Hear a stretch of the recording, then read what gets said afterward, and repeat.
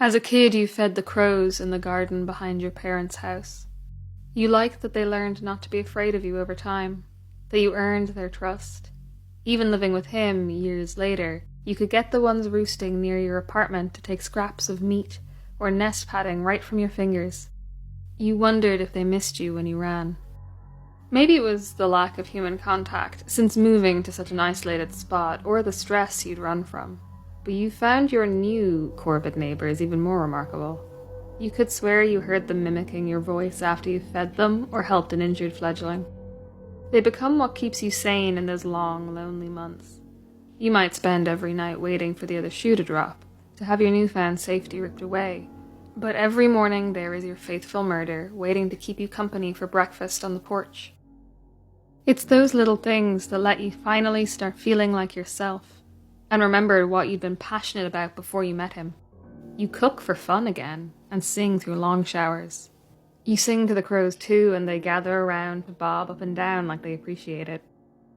You'd been living in the cabin 6 months on the morning that the crows grew restless at breakfast. They showed no interest in the food or fabric scraps you put out for them. The whole murder swarms in frantic, flapping unease. Hide. You turn. One of the youngest, you'd had to help her several times while she was fledging, cocks her head so that she can look into your eyes with one of hers. As you watch, she calls again. Hide. You freeze for a moment.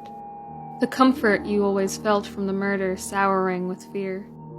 Then the little crow hopped closer, rubbing her feathered head against the backs of your hands before cawing again.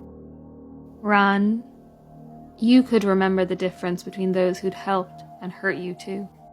Your shoes and coat are on before you hear the car at the end of the long driveway.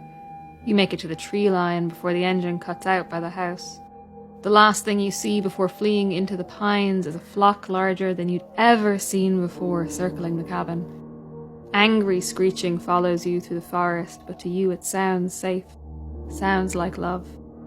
When you cautiously return to the cabin that evening, there are feathers and blood in the gravel drive, but nothing else to find.